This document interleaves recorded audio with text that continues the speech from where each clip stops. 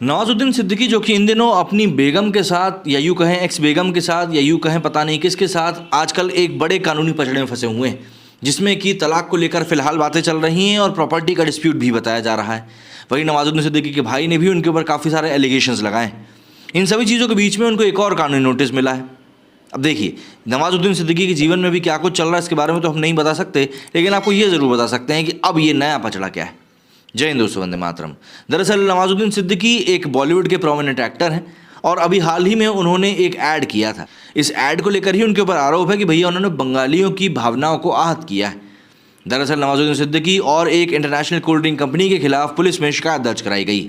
शिकायत के मुताबिक नवाज के नए ऐड में बंगाली लोगों का मजाक उड़ाया गया है, जो समुदाय की भावनाओं को ठेस पहुंचाता है। शिकायत के अलावा कलकत्ता हाई कोर्ट के एक वकील दिव्यान बनर्जी ने नवाज और एक इंटरनेशनल बेवरेज कंपनी के खिलाफ याचिका दायर कराई। शिकायत और भारी विरोध के बाद कंपनी ने ऐड के सभी प्लेटफॉर्म से हटा भी दिया है।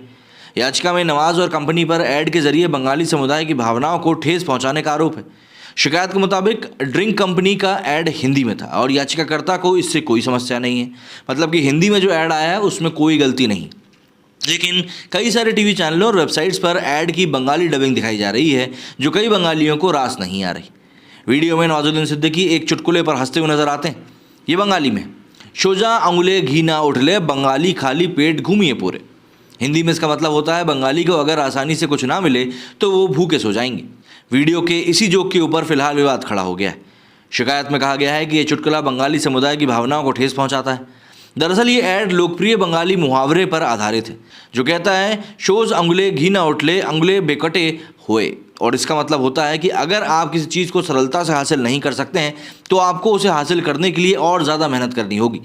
दिव्यान बनर्जी ने कहा कि उन्हें हिंदी ऐड से कोई शिकायत नहीं है, क्योंकि उसमें कुछ भी आपत्तिजनक नहीं है। लेकिन ऐड का बंगाली वर्जन आईटी अधिनियम की धारा 66A, आईपीसी की धारा 153A के तहत आता है।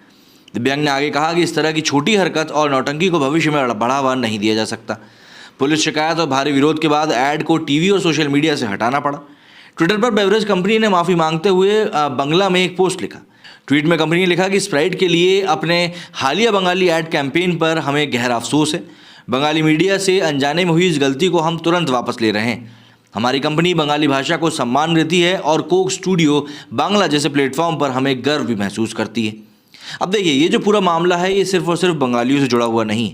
दरअसल जब आप किसी भी रीजनल भाषा में जाकर कोई भी ऐड बनाते हैं तब आपको ये चीज़ ज़रूर ध्यान में रखनी चाहिए कि जिन शब्दों का आप लोग ट्रांसलेशन कर रहे हैं क्या उनका मतलब वही निकल रहा है जो आप निकलवाना चाहते हैं, वरना इसी प्रकार की समस्या आपके सामने आकर कई बार खड़ी हो सकती है। ये मामला सिर्फ नवाजुद्दीन सिद्दीकी से जुड़ा हुआ नहीं है, बल्कि उन सभी लोगों से जुड़ा हुआ है जो कि इस तरह के ऐड बनाते हैं और कई सारी रीजनल लैंग्वेजेस में उसका डबिंग भी कराते हैं। हाल फिलहाल के लिए तो कंपनी ने सारे ऐड को हटा लिया है, अपनी गलती मान ली है, लेकिन इस तरह के मामले कोई एक दो बार के नहीं है, बल्कि ये बार बार निकल कर सामने आते रहते हैं। अगर ऐसे ही लोगों की भावनाओं को आहत होता रहेगा तो सीधी सी बात है कई सारे लोगों को तो काम छोड़ना पड़ेगा।